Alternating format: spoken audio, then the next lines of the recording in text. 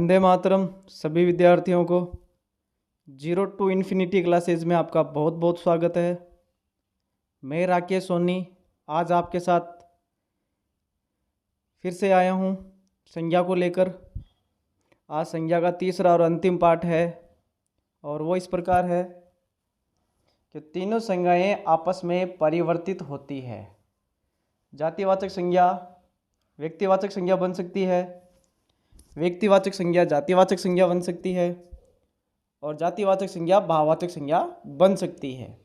तो तीनों संज्ञाएं आपस में परिवर्तित होती है। और रीड के स्पेशल दौर से देखा जाए तो ये सबसे महत्वपूर्ण टॉपिक है, क्योंकि वहाँ पर आपको दिया गया है परिवर्तन। रीड के हिसाब से सबसे इम्पोर्टेंट है, क्वेश्चन यहीं से आएंगे, डेफिनेटली आएंगे, क्योंकि वहाँ पर संज्ञा परिवर्तन में दिया हुआ होगा, जहाँ पे हमको पहचानना होगा कि कैसे संज्ञा परिवर्तन की गई है और कौन सी संज्ञा है।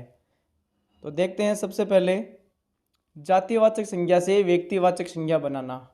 जातिवाचक संज्ञा से व्यक्तिवाचक संज्ञा बनाना कैसे होगा? जब जातिवाचक संज्ञा के शब्दों का प्रयोग ऐसा कर दिया जाए कि वह शब्द एक ही व्यक्ति का बोध करवाए तो वह व्यक्तिवाचक संज्ञा होगी। जब हम जातिवाचक संज्ञा का इस प्रकार से शब्दों का प्रयोग ऐसा कर दें कि उससे लगे कि किसी एक ही व्यक्ति का बोध करवाती है तो वो व्यक्तिवाचक संज्ञाएं कहलाएगी। जैसे पंडित जी देश के प्रथम पीएम हैं, तो आपको पूछ लीजिए पंडित जी देश के प्रथम पीएम है, यानी कि पंडित किसी जाति का बोध करा रहे हैं, लेकिन ये किसी विशिष्ट व्यक्ति का बोध करवा रहे हैं, इसलिए इसमें व्यक्तिवाचक संज्ञा है। आगे है पटेल ने राजस्थान का एकीकरण किया। अब यहाँ पे सरदार वल्लभ भाई पटेल, ये पूरा नाम साइलेंट है लेकिन केवल पटेल दिया गया है। ये पटेल से हम समझ आते हैं कि सरदार वल्लभ भाई पटेल के लिए है, हालांकि जाति आ रही है यहाँ पे, लेकिन व्यक्तिवाचक संज्ञा होगी। अगला है महात्मा जी सत्य व अहिंसा के पुजारी थे। महात्मा जी, यहाँ पे महात्मा जी महात्मा गांधी की बात हो रही है। ये महात्मा शब्द है वो जातिवाचक संज्ञा है, लेकिन इसका प्रयोग किसी विशिष्ट व्यक्ति के लिए हो रहा है, इसलिए इसमें जातिवाचक संज्ञा न होकर व्यक्तिवाचक संज्ञा होगी। इसी प्रकार आगे है नेताजी ने आज़ाद हिंद फौज का गठन किया था। तो यहाँ पे नेताजी में सभी नेताजी आ जाते हैं, केवल नेताजी पर्टिकुलर शब्द आए तो इसमें जातिवाचक संज्ञा, लेकिन नेताजी किसी विशिष्ट व्यक्ति की पहचान करवा रहा है, इसलिए इसमें व्यक्तिवाचक संज्ञा होगी। आगे दिया गया है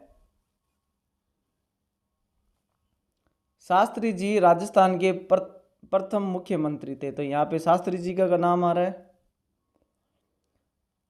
आगे है व्यक्तिवाचक संज्ञा से जातिवाचक संज्ञा बनाना। हम व्यक्तिवाचक संज्ञाओं से भी जातिवाचक संज्ञाएं बना सकते हैं। कैसे? यदि व्यक्तिवाचक संज्ञा शब्दों का ऐसा प्रयोग कर दिया जाए कि वह शब्द बहुतों का बोध करवाए। जब बहुतों का बोध कराए यानी किसी विशिष्ट व्यक्ति को ऐसे लिख दिया जाए या ऐसे कर दिया जाए कि वो बहुतों का बोध करवाए, तो वह जातिवाचक संज्ञा कहलाएगी। जैसे इसमें दिया गया है, जैसे जे चंदों ने देश की जड़ें खोखली कर दी। जे चंदों ने, अब यहाँ पे जे चंद एक है लेकिन इसको जे चंदों ने यानी इसको बहुवचन बना दिया गया, तो इसलिए देशद्रोहियों का आ रहा है यहाँ पे बोध। यहाँ पे जे चंदों का मतलब देशद्रोहियों ने देश की जड़ें खोखली कर दी, तो जे चंदों के नीचे अंडरलाइन आ गई तो ये हो गई जातिवाचक संज्ञा। आगे है विभीषणों से बचो। आगे दिया गया है विभीषणों से बचो यानी देश विश्वासघाती लोगों से बचो। तो ये भी विभीषण है वो व्यक्तिवाचक संज्ञा है, लेकिन यहाँ पे बहुवचन बना दिया गया है तो बहुत सारे हो गए, इसलिए इसका बोध भी जातिवाचक संज्ञा। आगे हरिश्चंद्र देश में, हरिश्चंद्र से लिया है, देश में आज भी हरिश्चंद्र विद्यमान है। देश में आज भी हरिश्चंद्र विद्यमान है, तो ये हरिश्चंद्र शब्द है वो किसके लिए आया है? वो सत्यवादिता के लिए आया है, तो यहाँ पे ये भी क्या हो गई? जातिवाचक संज्ञा हो गई। आगे तुम ऐसे एकलव्य नहीं हो जो मेरे लिए अंगूठा दे दो। तो यहाँ पे एकलव्य वो एकलव्य नहीं है, यहाँ पे एकलव्य कॉमन है, गुरु भक्त के लिए आया है। आगे भारत सीता सावित्री का देश है। भारत सीता सावित्री का देश है। तो ये दोनों देखने में व्यक्तिवाचक संज्ञाएं दिख रही है, लेकिन इनमें जातिवाचक संज्ञाओं का बोध हो रहा है। तीसरा है आगे, व्यक्तिवाचक संज्ञा से भाववाचक संज्ञा बनाना। अब ये हम कैसे बनाएंगे? यदि व्यक्तिवाचक संज्ञा शब्दों का प्रयोग ऐसे कर दिया जाए कि वह भाव या दशा का बोध कराए तो वह भाववाचक संज्ञा कहलाएगी। या तो किसी भाव का बोध कराए या किसी दशा का बोध कराए तो वह व्यक्तिवाचक संज्ञा भाववाचक संज्ञा कहलाती है। जैसे अर्चना हर कार्य में विंध्याचल बन जाती है, तो ये भाववाचक संज्ञा, क्योंकि विंध्याचल पर्वत का नाम है किसी का। लेकिन यहाँ पे जो विंध्याचल है वो अड़चन, अवरोध और बाधा से संबंधित है, इसलिए हम यहाँ पे विंध्याचल को व्यक्तिवाचक संज्ञा नहीं लिखकर भाववाचक संज्ञा लिखेंगे। आगे, नेहा घर की लक्ष्मी है। नेहा घर की लक्ष्मी है, तो यहाँ पे समृद्धि से हैं। आगे है, बधिरा में गंगा बहती है।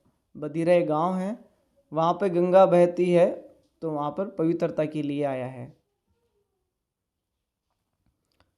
आगे है जातिवाचक से भाववाचक संज्ञा बनाना। जब जातिवाचक संज्ञा शब्दों का प्रयोग ऐसा कर दिया जाए कि वह भाव या दशा का बोध करवाते हैं तो वे भाववाचक संज्ञाएं बन जाती हैं।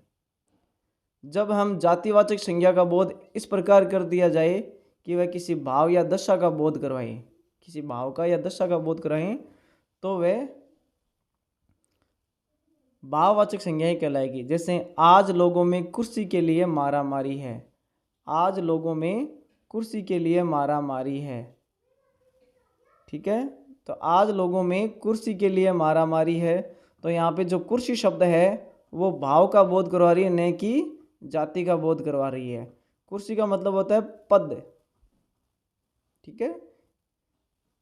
तो यहाँ पे भाववाचक संज्ञा का प्रयोग होगा। तो ये हो गई संज्ञा परिवर्तन।